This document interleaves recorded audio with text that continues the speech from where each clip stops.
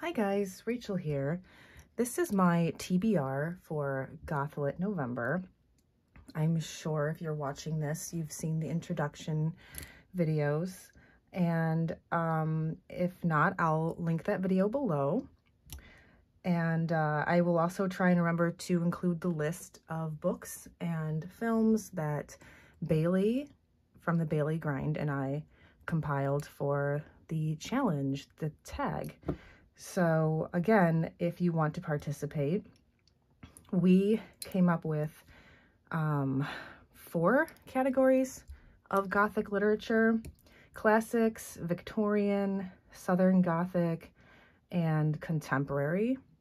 And you choose one book from each category and a movie to watch. However, even if you just read one book or start a book, that's great. We'd love to hear about it. So I am just going to get right into this. So I started a little bit early and I read The Castle of Otranto by Horace Walpole. And I did talk about this. I did go over this in my last video. How did I feel about it? It was fun. It was okay. At one point, I thought it was really funny. I was telling my daughter, my 12-year-old, I was like, I'm reading a book about a demented prince chasing a maiden around a castle. Like, WTF? And she's like, what did you expect, Mom? What did you expect? It's Gothic. I think that this was written with the intention of giving it a sort of medieval flair, like written in the style of something much older, because I think when he first presented this novel, he was presenting it, marketing as finding some old text. And then when he came out with the second edition, he told everybody the truth, like, hey, just kidding, guys, ha ha ha. I'm not very well worded tonight. But yeah, Horace Walpole, his father was prime minister and he himself was a member of parliament and kind of an interesting dude. Yeah, this is known as the first Gothic novel. So I read that. I read Fall of the House of Usher by Edgar Allan Poe, short story, and I'll probably be reading more of Poe. I'm pretty sure everything by Poe is categorized as Gothic, Southern Gothic. By the way, Castle of Otranto would be classics. I'm probably not going to remember to categorize these all as I'm talking about them, so I don't even know why I'm trying right now. I read Conjure Wife by Fritz Leiber. Now, this was the one I was talking about. I'm not sure if it's technically Gothic. I think it might be more horror. This was fun. So Fritz Leiber is actually an interesting dude. I should probably try and learn more about him. American writer. He was also a poet, a playwright, an actor, and a chess expert. And not only that, he was influenced by Lovecraft, Robert Graves, which I just read, I, Claudius, Shakespeare, and Carl Jung, also Joseph Campbell. And his concepts are featured in his writing. He loved cats, and they're featured in a lot of his works. So Conjure Wife, this was originally published in 1943 in a pulp fantasy magazine, and then it was republished and expanded in 1953 as a standalone novel. So yeah, if you put it in within its time, it's got the right amount of camp, if you ask me. It's campy. but it's also pretty creepy and suspenseful. And the whole idea about like women secretly all being witches and controlling everything, like, is that sexist? I don't know. Like, I guess that depends on your point of view. That can also be seen as very empowering at the same time. So, I mean, there are definitely some really strong, you know, women in this work. And yeah, it was a page turner. And I had fun with that, and I should probably learn more about Fritz Leiber because he sounds like he was pretty interesting. What else? I am currently reading Dragonwyck. I read some Anya Seton many years ago because I was really into historical fiction. This is a historical fiction work, but it's a romance.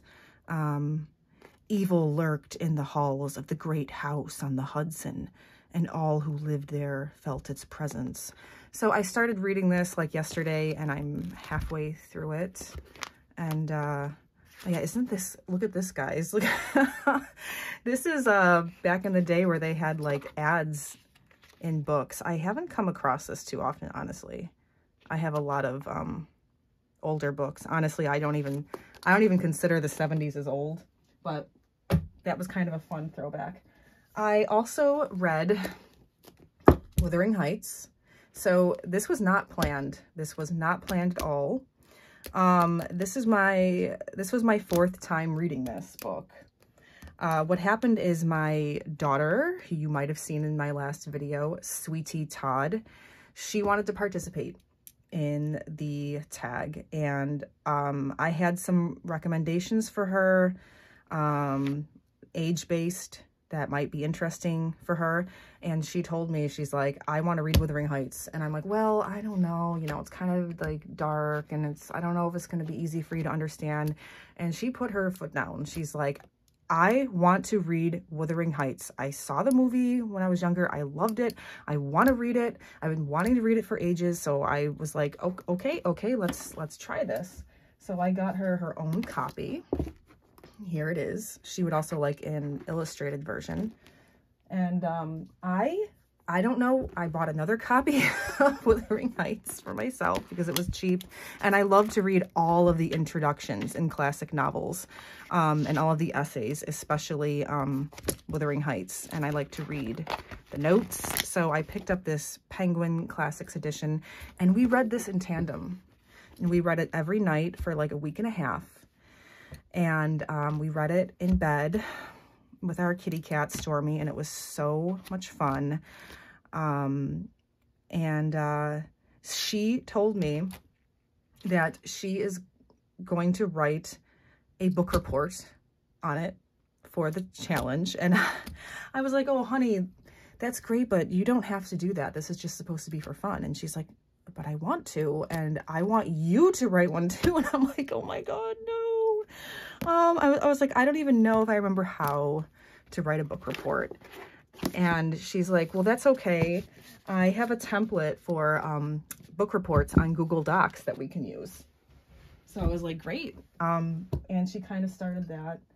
So I'll just show you a couple of different versions I have of this beautiful novel. And I'm not going to talk too much about Wuthering Heights because I guess I have to write a book report about it. Oh my God, you guys.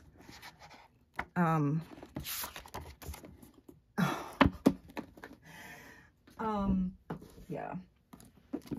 And we watched, the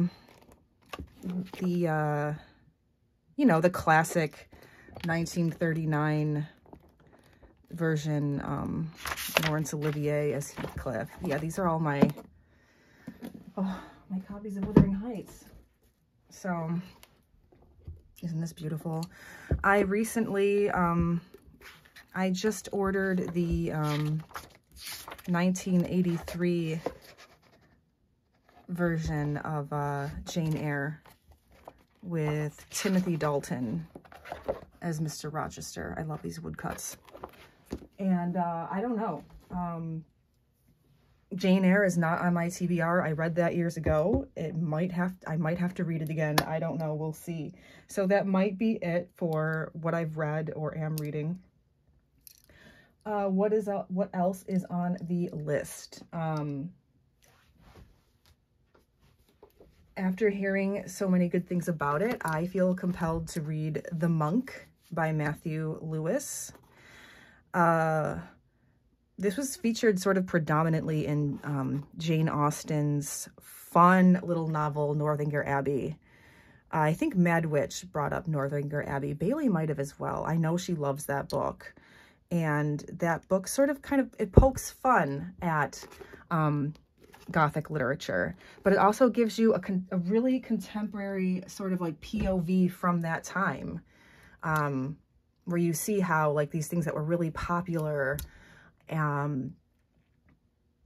affected the masses. I don't know. It's fun. I didn't bring that in here. The Witch and the Priest by Hilda Lewis. This is categorized as contemporary. The Monk, by the way, is obviously a classic, early 1800s, I think. So Dracula. Now, oh my gosh. So I have this in here because I really want to read this beautiful annotated version. There's also a really nice annotated version like this, like coffee table size for Wuthering Heights that I want to get because, you know, I need another copy of Wuthering Heights. I read Dracula for the first time this past spring. I'm sure a lot of you know that. But look at this. Oh my God. Oh, Bela Lugosi is the best. This is just beautiful. Can you see this? So I really, oh my gosh. I really want to read this. I've heard a lot of good things about this annotated version. But I don't know. I'm probably putting way too much on my plate. Oh my gosh, it's just, and this is hard to find at a good price, so I don't know why I'm showing it. What else do we have? Charlotte Perkins Gilman, The Yellow Wallpaper. Probably gonna read that. That's another short one. John Polidori, The Vampire and Other Tales of the Macabre. So I'm really interested. The Vampire, if I didn't mention it in my last video, I'm not going to talk about the whole backstory. I don't know if I mentioned how short it was. I'm not sure if when I first mentioned it, if I realized just how short it was, but I think it, you know, I think I might have called it a novel. It might actually be more like a short story. But this Oxford World Classic edition has some really interesting appendix on it here. Byron's original tale that this is based on might be in here. I don't know. But there's also, I might read this whole thing. There's other authors in here of Gothic stories. Shirley Jackson, The Bird's Nest. I was at our local bookstore and I wanted The Haunting of Hill House and they didn't have it. And I know I can take it out of the library, but I just knew that, I just know I'm going to love it. I've never read it and I wanted my own copy. And I really like to support them. I never go into that bookstore without buying something. Like if my daughter doesn't get something, I do. And so I came home with this, The Bird's Nest. And I might be putting too much on my plate for November, but we'll see. Carmilla, I know I'm going to read this. I'm really excited about this. It's like a really beautiful edition. Bailey recommended this to me, this particular edition. So I'm excited for that. The Goddess, a Demon by Richard Marsh. I read the synopsis to this on Valancourt Books, and it made me laugh out loud. It made me laugh out loud. I don't know if I should read this or not. Yeah. After a night of intemperate drinking and gambling with his neighbor, Edwin Lawrence, John Ferguson awakens in a cold sweat from a horrible nightmare in which he seemed to see Lawrence being torn to shreds by some vicious beast. But what is Ferguson's horror when he wakes to find that a beautiful woman, covered in blood and with no memory, has climbed through his window, and that his vision of Lawrence's death is all too true. Anyway, yeah, I think I'm going to read that. I have some Byron. So I intend to read Manfred, because that's supposed to be Gothic. And there's some other stuff in here. Oh, I love the modern library. What else? I feel like I'm forgetting some stuff. Sorry I keep saying tonight.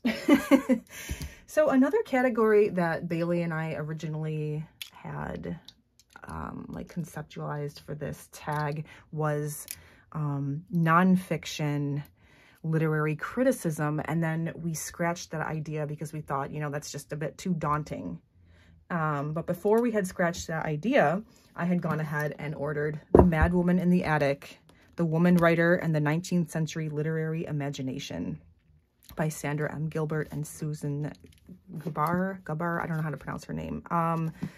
Sounds so good.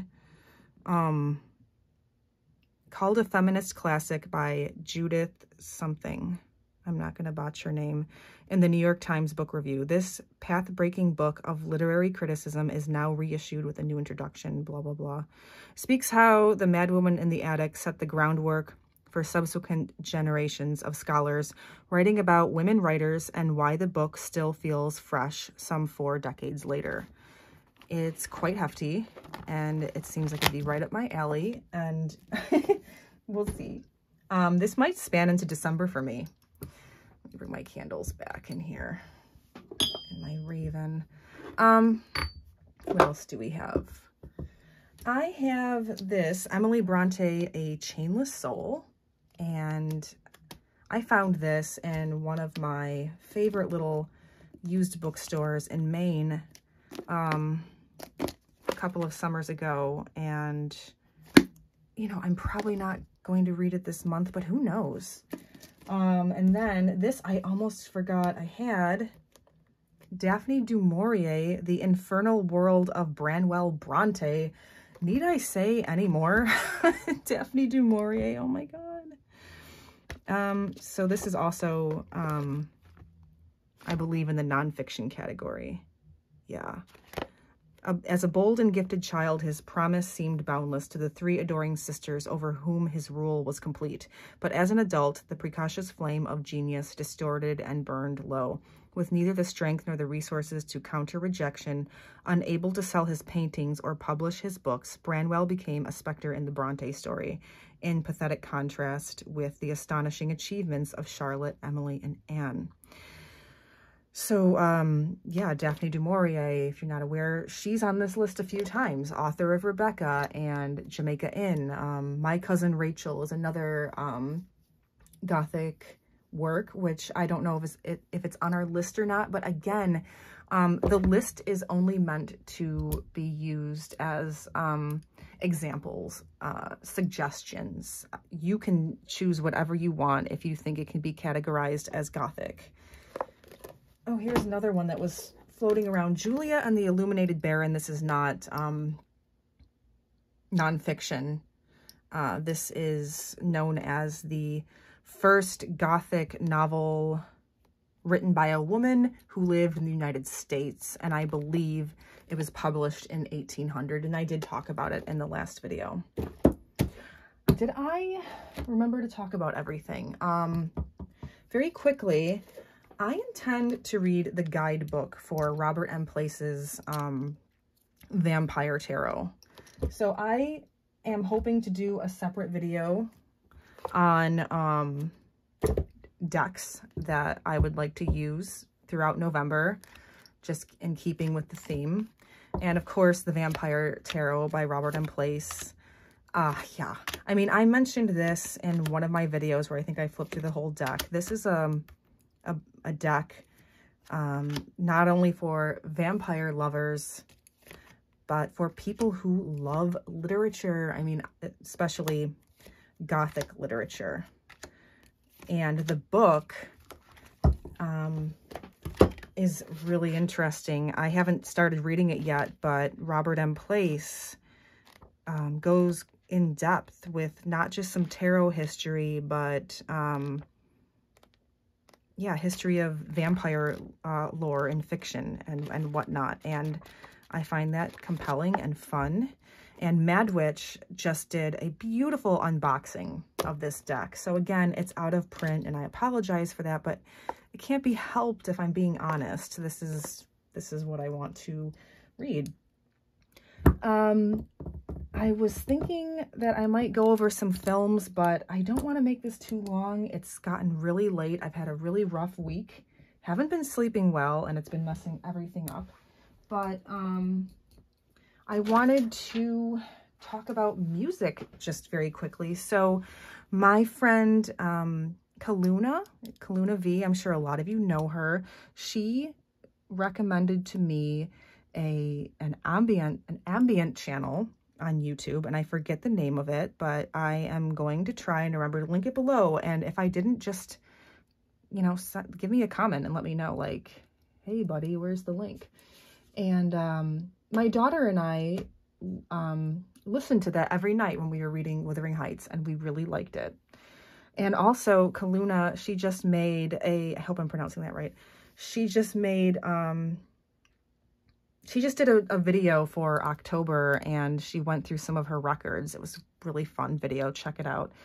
And she was talking about some music that she wanted to listen to for Gothlit November, like some Vivaldi and some Bach and some Tchaikovsky. And I totally agree with that.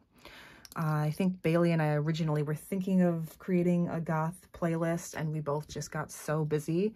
But what always comes to mind for me when I think of, I don't know, Gothlit, especially the classic era, you know, is Beethoven and the Beethoven piano sonatas. I have some Ashkenazi here, the Moonlight, H.J. Lim, the complete piano sonatas, like the Tempest Sonata, perfect. I have some Bach, Passacaglia and Fugue, oh, gorgeous. Perlman, the sonatas and partitas, oh my gosh. So that's what comes to mind. I have some others. I have some records, but I have to dig them out. But yeah, check out her video. It was so much fun looking at her beautiful records. I think that is all that I wanted to go over for right now. So yeah, I hope you're all enjoying Gothlit November. Those of you who are participating, thank you. I'm having a blast. I hope you are too. This is just supposed to be for fun. So yeah, that'll do it. Blech, I can't talk. Okay, bye guys.